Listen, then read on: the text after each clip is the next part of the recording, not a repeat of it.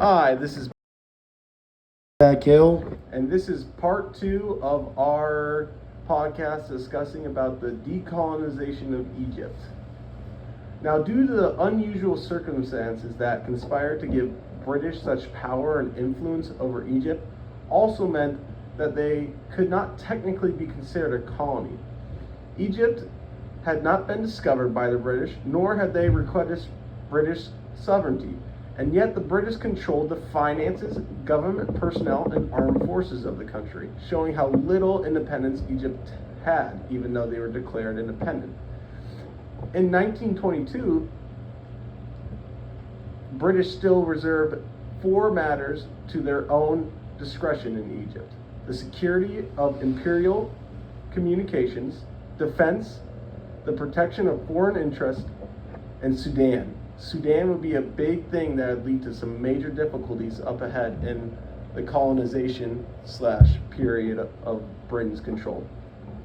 Technically, Egypt was independent, but the real power behind the throne was clearly never in question.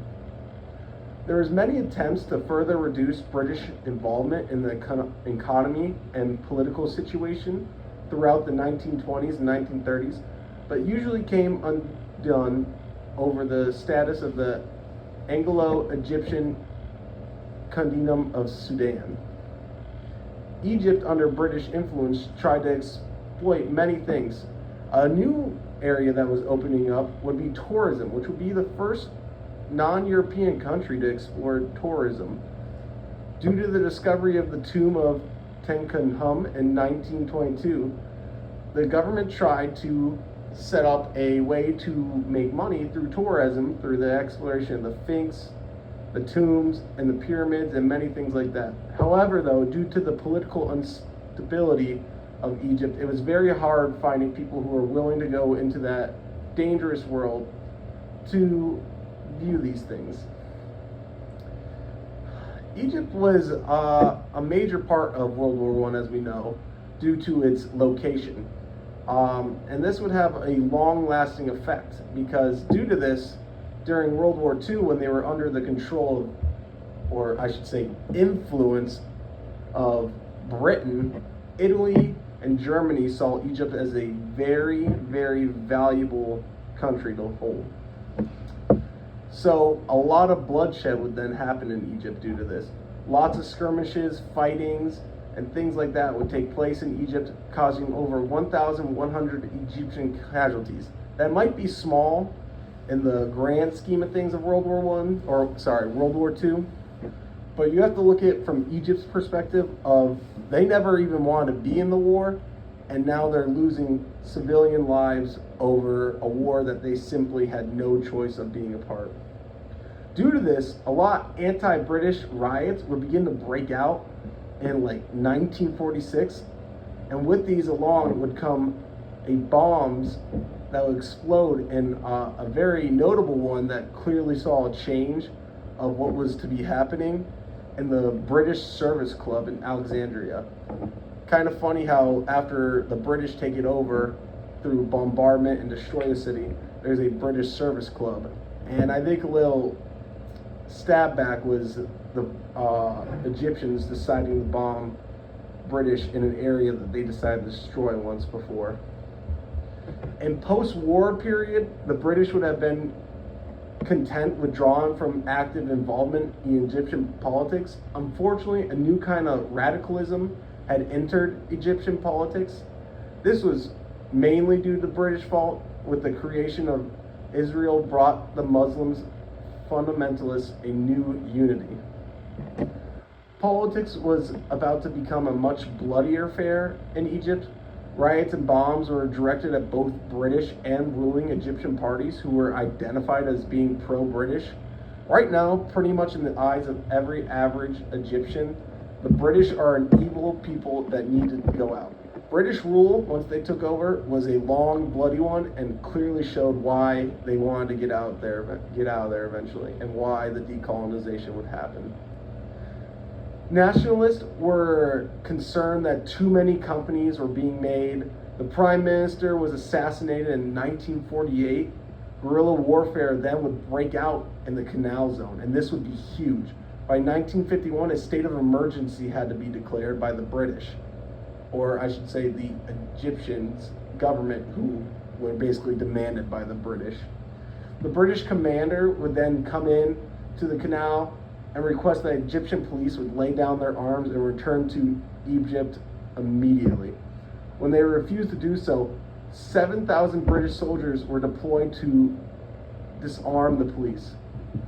Some about 50 police were killed in this action, and a heavy-handed nature of action caused widespread anti-British feeling.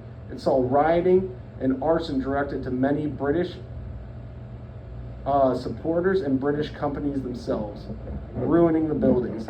This would start to influence the economic aspect of wanting the withdrawal from Egypt. Many of the companies and railroads that have been making so much money there were now losing tons of money due to the constant having to rebuild, the constant scare of workers there, and the little control they had over the entire situation. This would begin to lead to the withdrawal of British from Egypt. The distribution of the canal and the oil flow hit Britain's economy particularly hard. Once that canal shut down for a while, oil supply slowed down to almost a halt for a while, which damaged the British control over the entire scenario a lot. When they requested support from Americans to protect the sterling, they were told in no uncertain terms that they would not be forthcoming unless they would draw from the Suzanne, showing Americans' attempt to get the British out of the Middle East to leave the oil up for grabs for Americans. Due to the British and American having a tight bond and the newly established anti-hate for Americans in many of these new areas that were becoming, due to our ongoing influence and ruining of those areas, the British were automatically guilty by association, you could say. And the thing with British is they were also backstabbed by the Americans. So now they're fighting two fronts. The Americans wanted the oil and the supplies that were coming from the Middle East and the canal.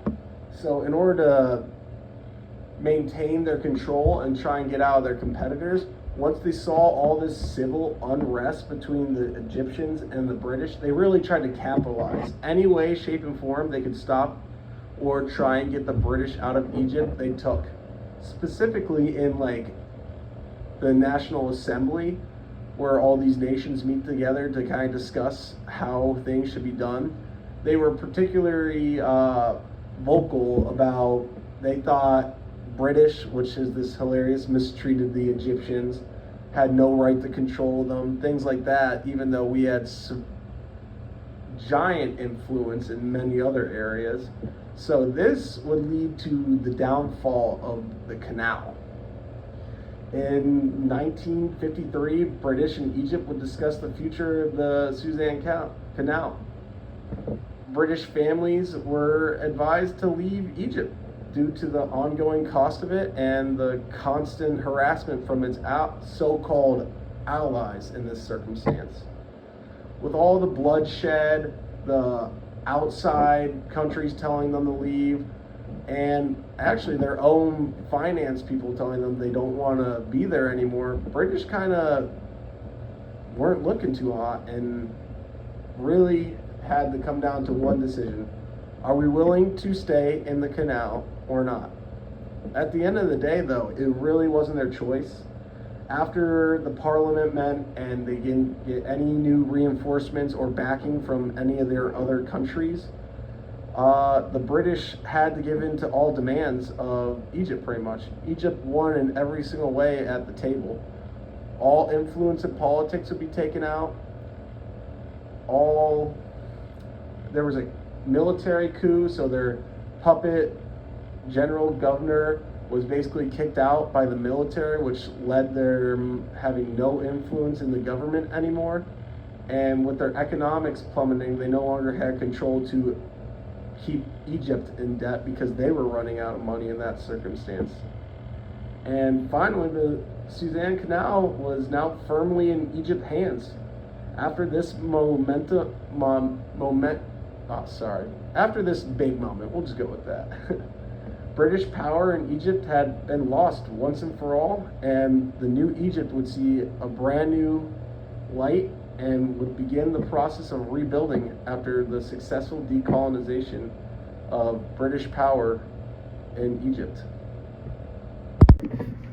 So following the 1953 establishment of the Egyptian Republic, which would declare Egypt's official independence from any other outside influence, control, or anything of that sort, I think it's important to also look into the culture and societal progressiveness that Egypt took.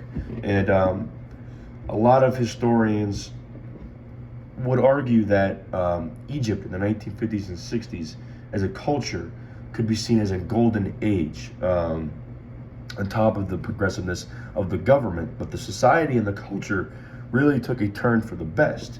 For example, Egypt was a clean nation, and that's odd to think about, but what that means is that a lot of the major cities weren't polluted or had trash.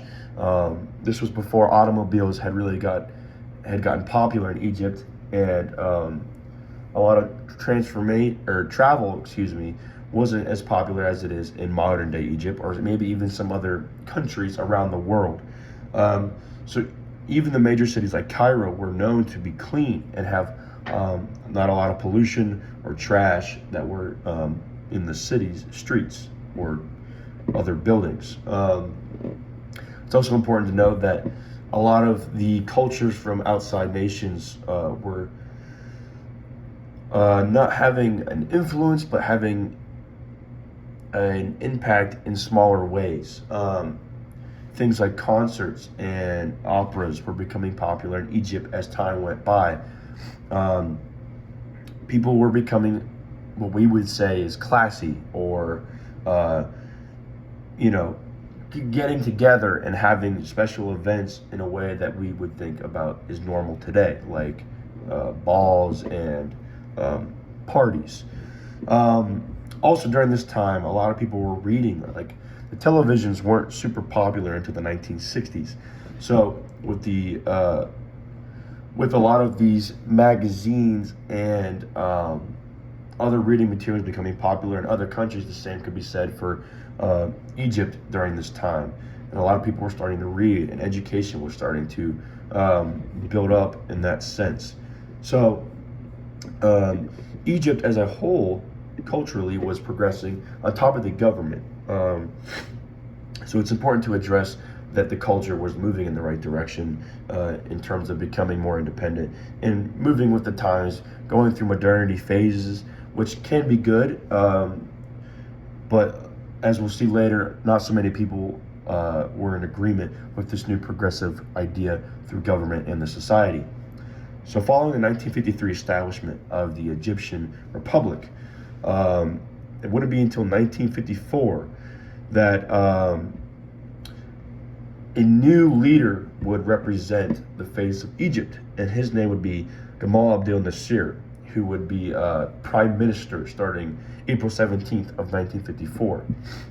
Gamal Abdel Nasser would be crucial for getting Egypt kickstarting as a more independent, self-reliant nation through its government. It wouldn't be until 1956 where a new constitution would be proposed by Gamal Abdel Nasser. And he would also promote a one-party political system. So when he was being elected for prime minister in 1956, along with this constitution, he would not see opposition from any other parties because there was only one established. So he would be elected without any trouble president of Egypt, and he would be the face of the government. And this would be huge for international affairs, of getting respect from other big countries during this time. That includes the United States, who backed Egypt when British and France were still having influences in Egypt in the early 1950s. But along with this new constitution, Egypt was able to grow economically, and in foreign affairs, they were able to gain respect.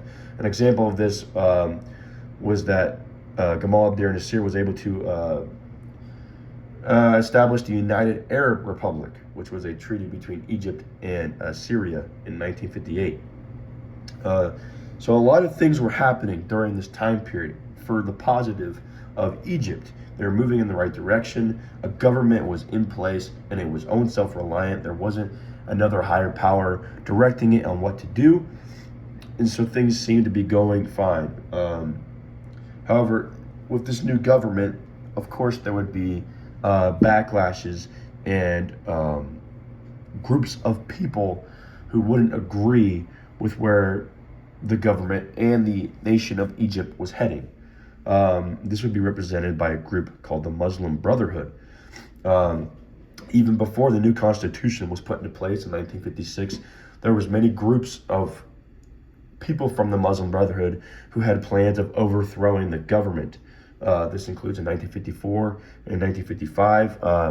Over 20 people from this group were trialed and put to death by the government because they were planning to overthrow the government that was in place.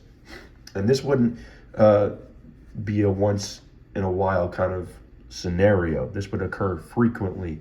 In 1966, another 3 members from the Muslim Brotherhood would be put to death for treason, with the same goals of overthrowing the government. But the government was heading in the right direction. That was the important part. But a lot of these presidents were put under siege as well from outside groups, not only the Muslim Brotherhood, but through other Islamic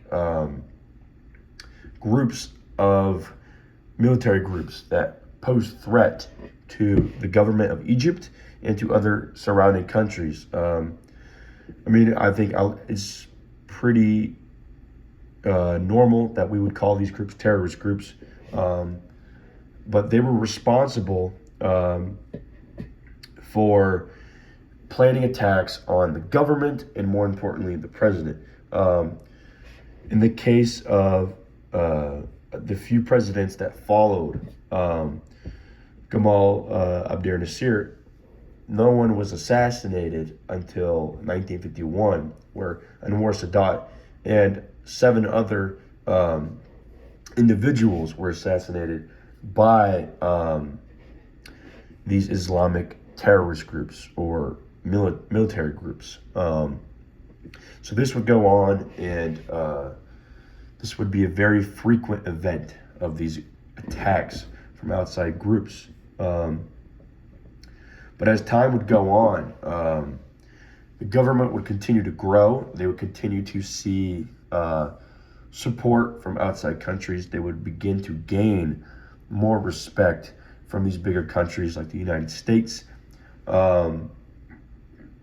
Russia, Great Britain, even as time went on, and other nations of this sort. Another figure that would come into the spotlight and would be relevant into the early 2010s was President Mubarak, who would serve for over 30 years, over 20 years as the president of Egypt. And he would be responsible for being in the spotlight during a lot of big events, like terrorist attacks in Cairo and around the world that were surrounding Egypt at this time. He would get support from bigger nations like President George H.W. Bush of the United States, Vladimir Putin, John Howard of Australia, the Prime Minister of Great Britain, and a lot of other bigger countries, because they were under attack, and a lot of big nations were very vulnerable to other terrorist attacks, especially in the early 2000s. Hosni Mubarak was receiving a lot of re-elections with a lot of high appraisal as well.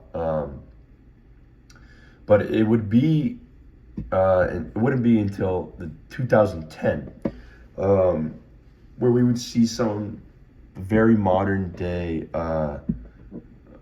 problems that continue to linger from this decades before, and this would be the Arab Spring. So the Arab Spring was not only Egypt, but it was many nations in the Middle East and North Africa that began to challenge some of these higher praised governments that were ran by authoritarian dictators or regimes. But in Egypt was one of these under President Mokbang. A lot of people thought that he was unfair. He thought that he was killing jobs. He wasn't great for the economy. A lot of personal freedoms and civil liberties were being restricted under his rule. And people thought that he had to go. And that's exactly what happened. Starting in 2010 and going into 2011, off of inspiration of Tunisia, who started the first revolution of these Arab Spring protests. Egypt would be very soon to follow in that same year of 2010. Many of these protests, they were not violent protests. They were not to prove a point through violence. They were trying to prove a point that they were going to meet violence with peace. So through social media, it was promoted that they were not in favor of President Mokbang or a lot of these other President Mubarak, President Mubarak, and a lot of other authoritarian dictators who were in rule of this time. A lot of them were restricting civil liberties and rights to people that they felt like they had and that were being restricted, and they thought that a new government should be put into place. So, like I said before, they went to social media to promote their cause, and especially in the 2010s, the internet was becoming very big for promoting different things. So a lot of attention came to Egypt and these other nations that were starting to have these protests. So a lot of countries were paying attention to what was going on, and it would actually work. Because President Mubarak actually left office in 2010, so or in the early 2000s, after serving for 30 years. I said 20 years earlier, so 30 years, because he had lost the support of his military and the advisors around him, because they knew that there was no response to the public and their opinions unless it was going to be violent. And they knew that if they turned to violence, the same way that occurred in India in the 1930s, if they returned violence or peace with violence, that they would lose the support of a lot of other surrounding countries. So they had no choice to lose support for President Mubarak, and he would step down, and a new president would step in his place in hopes for a better future. So I think it's important to realize that not only Egypt, but a lot of nations like Egypt that have gone through this decolonization and independence periods for decades of time are still figuring out how to combat outside forces, how to combat groups that oppose them, and it's very tricky to gain support from bigger nations right off the bat. It was very important that Egypt had the support of the United States, especially against their own allies in Great Britain and France in the early 1950s. But for a lot of nations, it's very tricky to get that momentum, to get on their feet, to have their own economy, to have their own social structure, to have their own culture built back to what it was how many years ago after it had been taken over by an outside country. So I think it's easy to say that Egypt is still trying to figure out how to be self-reliant and how to be still moving in the right direction, because with the 2010 Arab Spring, it's very clear that the Egyptian people and the government still needs some work to do in terms of all of them receiving what they want. But that wraps up episode 2 of our 2-episode series. We went over and explained the history of Egypt from the early 19th century to modern day, or just about modern day, the Arab Spring, which happened just about a decade ago. And through all these facts and events, it's clear to see that Egypt has came a long way, and just like other nations, has gone through very troubles of imperialism, over the forces of modernity that are being put upon them for the better or the worse, and the breaking of traditions that have been in place for hundreds, if not thousands of years. So that will wrap up our podcast series. We hope you enjoyed the episodes, and yeah, thanks for listening.